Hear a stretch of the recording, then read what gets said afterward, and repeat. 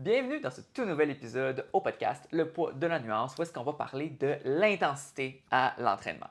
Et là, dans les dernières années, on a eu beaucoup de courants de pensée contradictoires qui est apparu. Est-ce qu'il faut aller à l'échec musculaire? Est-ce que c'est nécessaire pour le développement musculaire? Ou est-ce que c'est le volume qui est important, pousser le plus de charge possible, indépendamment de notre récupération, de ce qu'on peut vraiment donner en termes de recrutement musculaire? C'est un peu tout confondant, puis on a vraiment de toutes les opinions. Donc aujourd'hui, on veut apporter notre propos nuancé par rapport à l'intensité à l'entraînement. Bienvenue au tout nouvel épisode du podcast Le poids de la nuance par Kinvolve Fitness. Ce podcast est pour tous ceux qui se sentent désinformés, désorganisés et démotivés en naviguant à travers le monde du fitness. Dans chaque épisode, la science et la pratique sont mis de l'avant, sous toutes leurs nuances, pour donner les meilleurs outils et les fondements derrière l'entraînement et la nutrition. Si tu cherches à t'investir dans ta transformation une fois pour toutes, ce podcast est pour toi. Mais avant de commencer à parler d'intensité, il faut quand même setter les bases parce que quand même augmenter l'intensité, c'est quelque chose qu'on pourrait considérer qui est comme intermédiaire avancé. Fait qu'il y a des choses à faire avant et c'est quoi? Ouais, j'aime ça y aller par étapes autant avec mes clients. C'est rare que je dis au début, OK, on craint l'intensité. Non, pas vraiment. J'ai tendance à voir ça en plusieurs étapes. Fait que étape 1 étant, on va commencer à aller au gym de façon constante, que ce soit 3-4 fois semaine, peu importe. On va y aller de façon constante. Une fois que ça c'est inculqué, on est correct. Étape 2 qui peut être interchangée avec l'étape 1, honnêtement, c'est vraiment d'être en mesure d'avoir une bonne technique. Parce qu'on s'entend qu'à partir de là, il faut que tu aies une bonne base si tu veux être capable de craquer l'intensité puis bâtir là-dessus, right? Si ta base n'est pas solide, tu tombes, tu te blesses, c'est pas l'idéal. OK? Fait qu'on va faire ces deux étapes-là avant, puis après, on va tout simplement craquer l'intensité. Je trouve que ça devrait être la dernière étape, évidemment, pour éviter les blessures, éviter que veux pas, monter l'intensité va faire en sorte que peut-être que ton entraînement va être un petit peu plus difficile à faire. Donc, si tu prends un débutant à l'étape 1 qui n'est même pas habitué à y aller, mettons, 3-4 fois semaine de façon constante, puis tu lui dis, c'est comme ça que tu devrais t'entraîner, puis tu crains ça au maximum, puis il y a une aversion de l'entraînement parce que tu lui as fait comprendre que l'entraînement, c'est très difficile, il y a de bonnes chances qu'il passe jamais l'étape 1 d'être constant, justement parce que tu as décidé que c'est faut que tu sois intense le plus rapidement possible. Puis une autre petite parenthèse super importante, un débutant, pas besoin d'intensité pour qu'il soit raqué pendant 79 jours. Oui. Fait que, l'idée, il faut que tu fasses attention parce que le but non plus, c'est pas que tu craignes l'intensité à quelqu'un puis qu'il ne veut plus jamais revenir parce qu'il a rampé pendant 2 semaines. Fait que faut faire attention avec ça, gager l'intensité. Bref, mais une fois que tout ça est stable, right? Qu'est-ce qu'on veut dire concrètement par l'intensité? Est-ce que tu es à l'aise à y aller? Donc, c'est quoi l'intensité en général? C'est mesuré en termes de perception d'effort et à quel point est-ce qu'on est proche de l'échec musculaire. Fait qu'il y a différentes unités de mesure qui est possible de faire. Là. Fait qu'il y en a littéralement, c'est je suis à l'échec, je ne peux plus faire de contraction. Fait que là, je sais que mon intensité, elle est maximale. Ou j'ai quelques répétitions en réserve qu'on appelle. Fait que, mettons, je suis à 2 ou 3 répétitions avant l'échec musculaire. C'est une manière de noter son intensité ou ça va être selon la perception d'effort. Fait que là, mettons, je vais être à 10 sur 10, je n'étais vraiment plus capable de fournir un effort qui est plus grand ou est-ce que, en ce moment, je juge que mon effort était 8 sur 10. On s'entend que c'est quand même assez subjectif.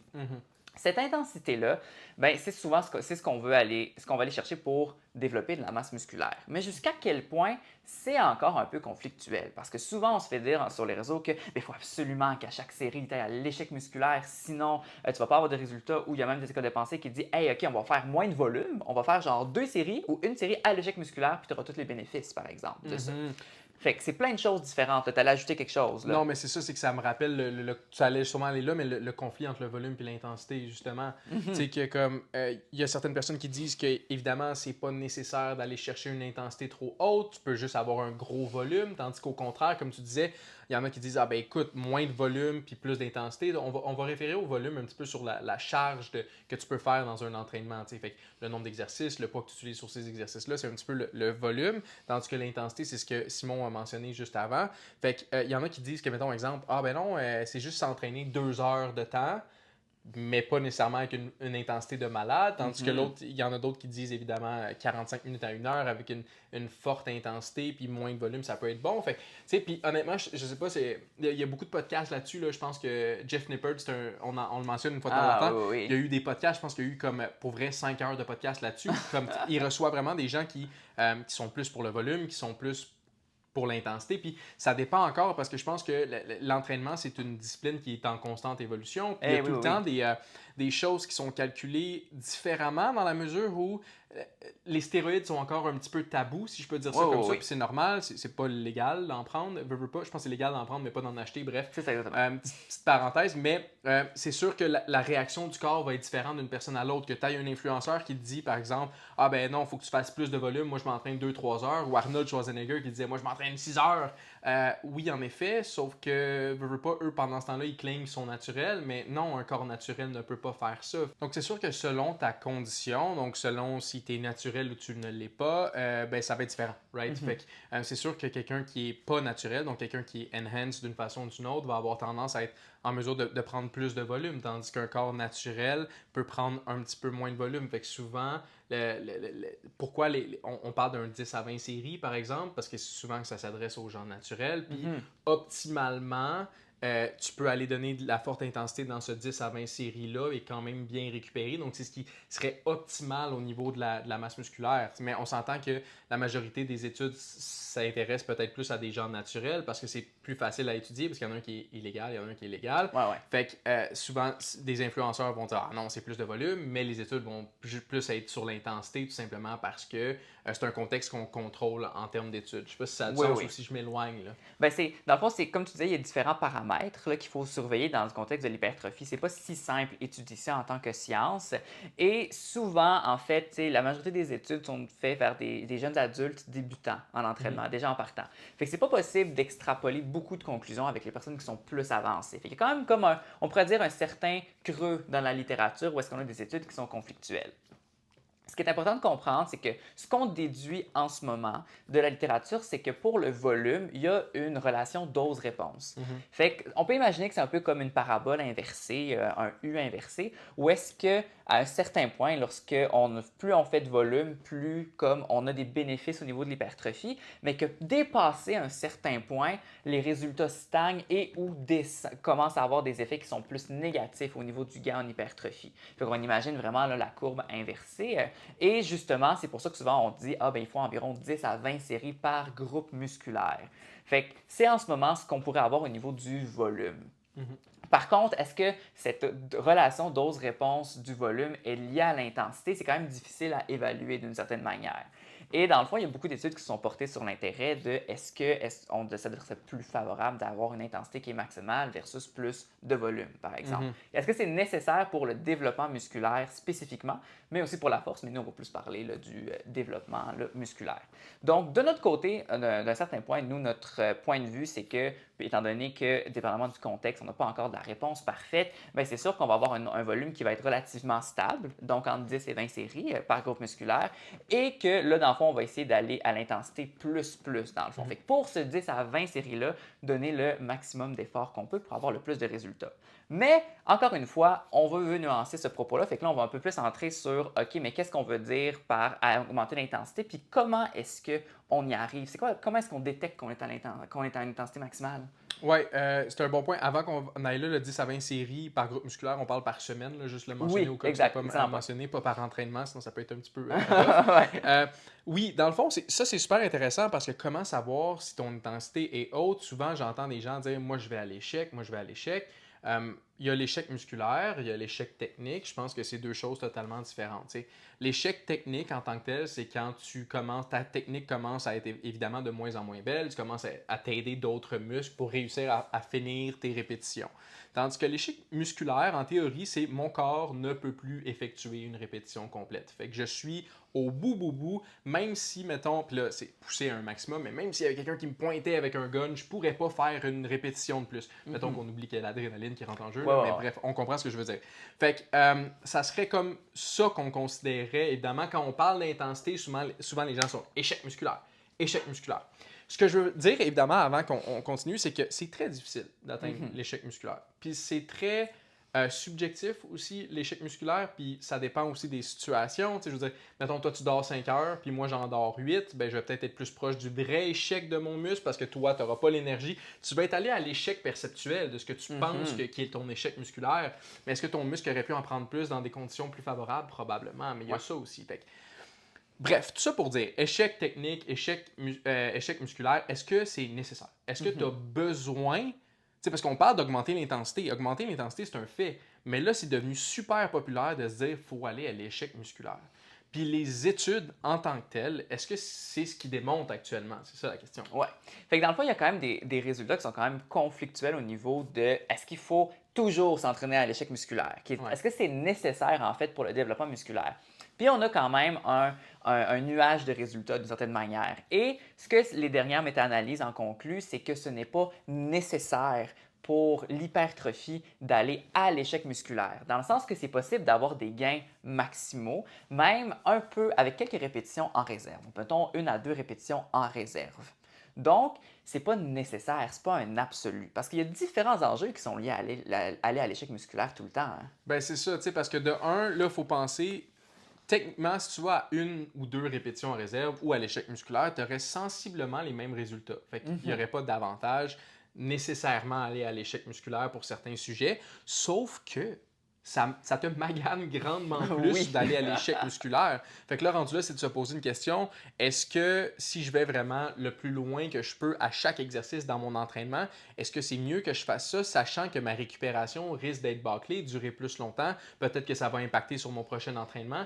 Fait que là, c'est là que... Puis, tu sais, on comprend que c'est très compliqué en ce moment, ce qu'on est en train de dire, de comme manœuvrer comme ça, c'est qu'il faut trouver une intensité qui, évidemment, fait en sorte que tu te dépasses, que tu te donnes, que même quand ça commence à brûler ton muscle, tu continues à y aller, mais que tu es tout de même capable de récupérer avant ta prochaine séance qui va réutiliser sensiblement ces mêmes muscles-là. Ouais, ouais. Fait que c'est tout le temps de trouver une façon de pas nécessairement être à l'échec musculaire, mais d'être assez proche pour donner un gros stimuli à ton muscle, mais être capable de récupérer. Je sais pas si ça a Ouais, du sens. exactement.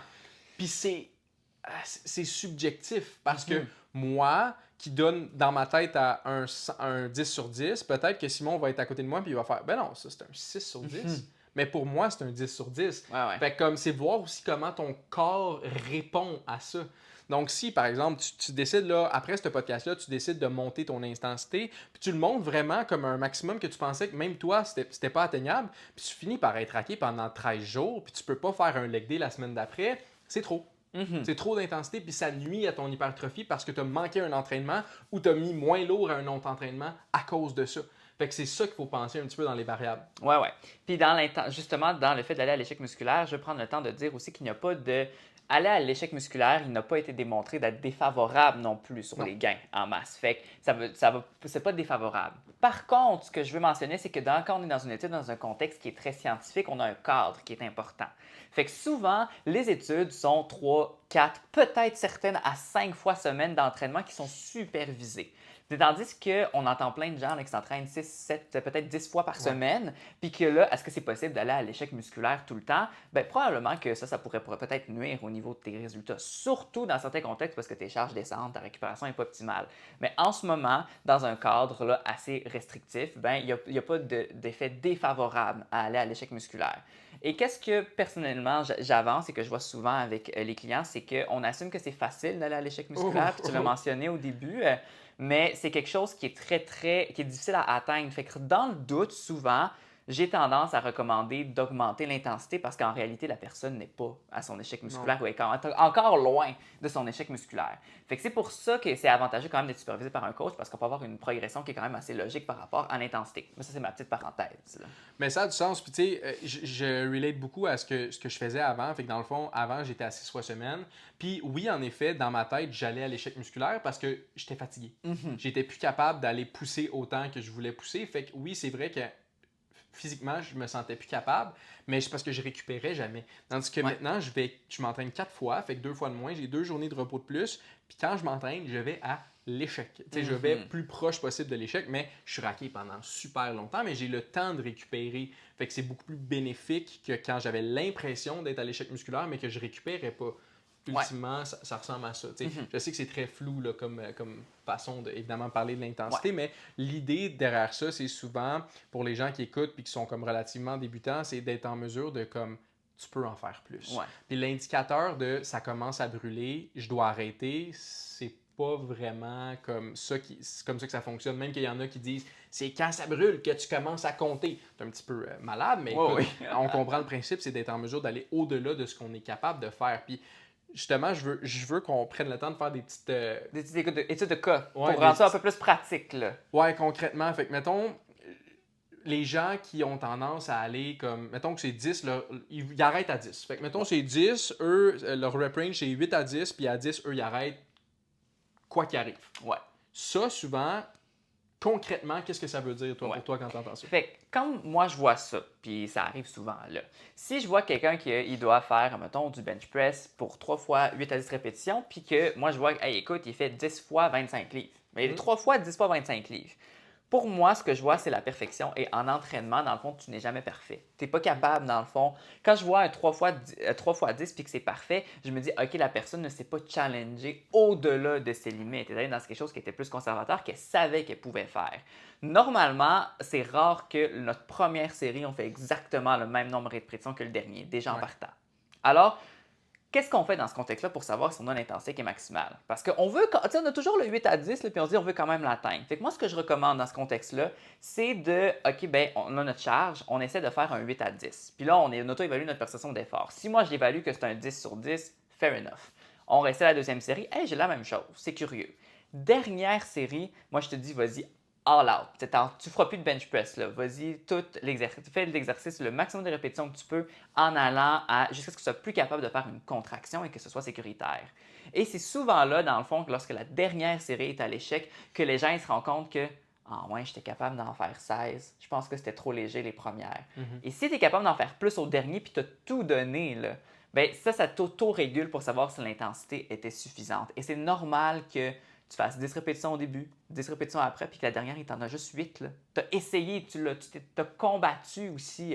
Fait que c'est une manière de voir si tu allais chercher de l'intensité, mais c'est très rare que c'est parfait. Tu n'as pas des scorecards parfaites là, quand tu fais de l'entraînement. Là. Non, 100%. Puis moi, comment je le fais avec mes clients, c'est que on profite du fait qu'évidemment un coach est là. Moi, c'est que je leur dis parfait. Fait que, mettons pour cet exercice-là, du bench press, on va rester là-dedans.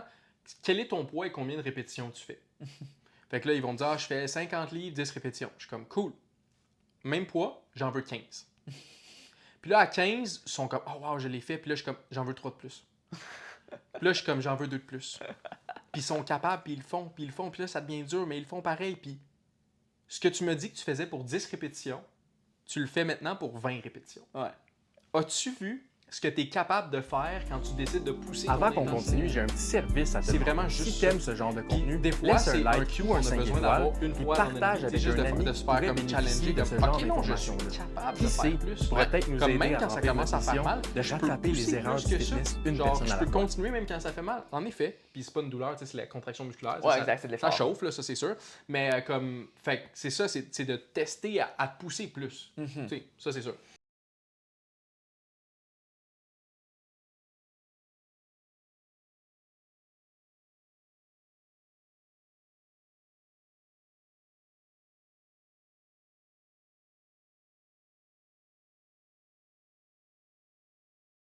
Sinon, en théorie, moi j'entends souvent, OK, mettons les gens qui n'ont pas besoin de repos. Ah oui, ça c'est le fun. Est-ce que c'est un gage d'intensité selon toi ou pas d'intensité? Ben, dans le fond, c'est un gage de faible intensité. On va Ok. dire ça comme ça. Parce que lorsqu'on fait un effort musculaire de courte durée, là, c'est ça des répétitions, c'est une série. Là.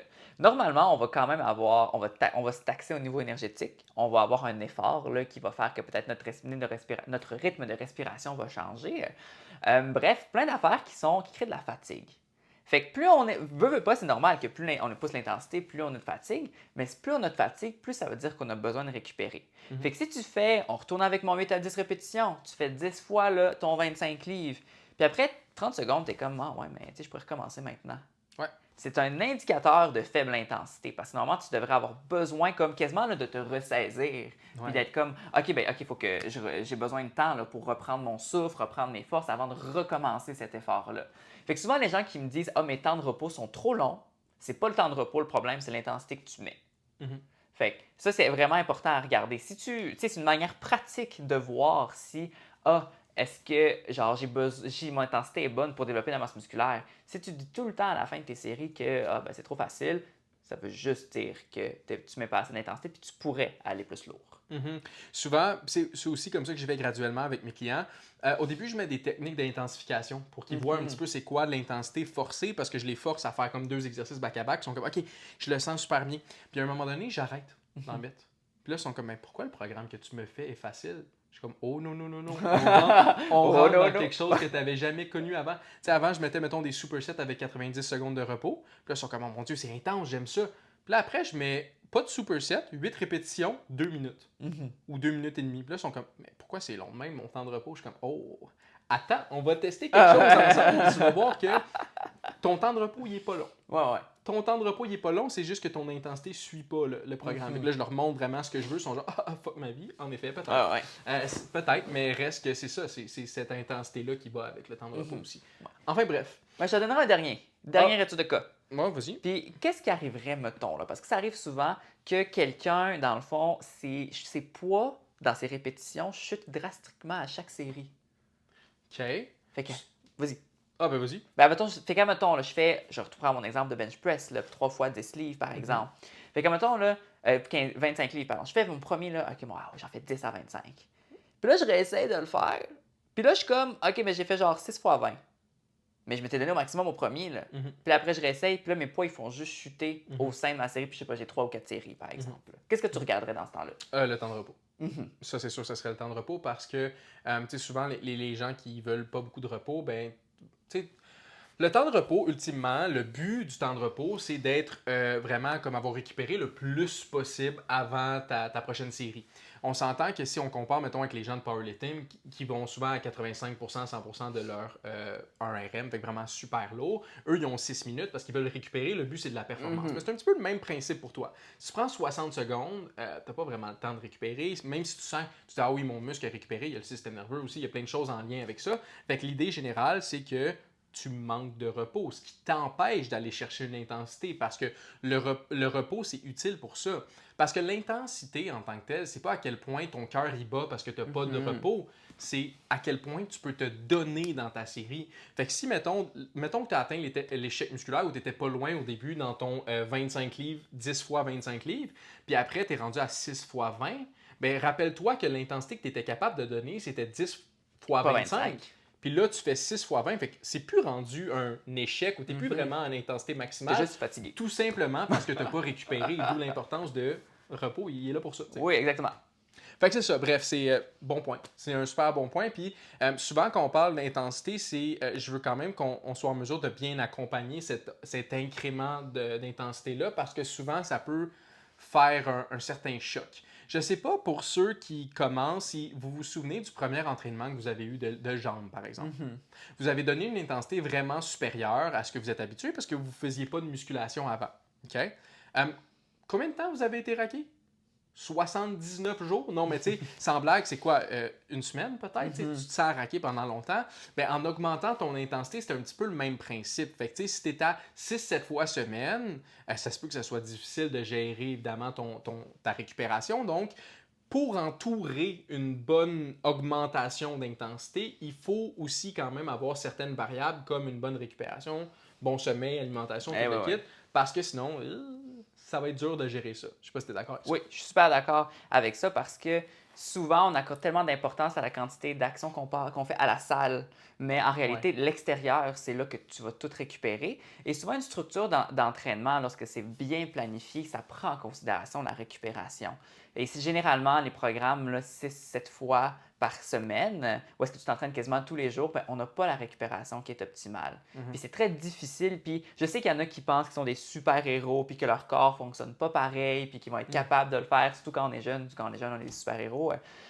Mais non, malheureusement, nos corps ne sont pas différents l'un de l'autre. Et souvent, quand on est débutant, ça nous prend beaucoup plus de temps à récupérer qu'une personne qui est intermédiaire puis même avancée. Donc, vraiment être prudent par rapport à ça. On a abordé quand même beaucoup de choses ici. Ouais. Je pense que c'est quand même un nuage, puis je pense que vous pouvez voir à quel point est-ce qu'il y a beaucoup de courants de pensée, puis que c'est pas nécessairement comme clair comme de l'eau de roche encore, c'est quoi la stratégie à faire. Fait que je vais faire un petit wrap-up vraiment rapidement. Dans le fond, à la question, à quelle intensité est-ce que je devrais m'entraîner? Et dans le fond, ce que notre position par rapport à ça, c'est dans le fond de s'entraîner le plus proche possible qu'on peut de l'échec musculaire, mais ce n'est pas essentiel au développement musculaire et bien sûr, la sécurité le prime avant tout. Ouais, fait que tu sais comment, moi je le vois, c'est un petit wrap-up, c'est évidemment, c'est augmenter son intensité. Puis comment qu'on sait qu'on augmente son intensité, c'est qu'on s'approche de l'échec musculaire. Mhm. Ça, c'est une chose. Puis d'être en mesure, en fait, de récupérer de ces actions-là avant d'essayer de refaire ces actions-là sur les mêmes muscles parce qu'après, tu vas juste dans le surentraînement. Fait que, tu sais, augmente ton intensité une fois que tu es rendu là, parce que c'est vraiment ça qui va faire en sorte que tu vas aller chercher plus de résultats. Mais assure-toi que, évidemment, t'écoutes ton corps. Ça, je pense que c'est la Ouais. règle numéro un. Là. Ton corps va te le dire là, s'il veut que tu t'entraînes ou pas là, cette journée-là ou que tu refasses ce muscle-là. Puis à partir de là, toi, tu as juste à ajuster ton intensité en fonction de comment ton corps répond. Parce qu'évidemment, autant que nos corps sont tous pareils, on n'est pas à la même place au niveau de l'entraînement. Puis peut-être que l'intensité que moi je peux donner, tu peux pas encore le donner, mais il faut que tu donnes de l'intensité pour être en mesure de te rendre là, pour après être capable de faire autant. Fait que c'est juste gauge-le en fonction de ton corps. Je sais que c'est un petit peu plus difficile comme guideline, mais c'est ça l'important. Exactement. Fait que ça fait le tour par rapport à l'intensité, par rapport à l'entraînement. Si vous avez des questions par rapport à ça, parce que vous savez pas exactement la réponse que vous voulez, ben écrivez-nous, ça va nous faire plaisir de vous répondre. Vous pouvez écrire à CoachJ directement sur Instagram, à coachj.knvl ou à moi-même à coachsim.knvl. Et avant que je vous laisse, bien sûr, je vous annonce quand même le prochain épisode. Ça va être quand même sur un sujet sensible, je vous avertis déjà en partant. Ça va être sur le fait de compter ou non ces calories. Est-ce que c'est nécessaire? Mhm. Et sur ce, on se revoit lundi prochain.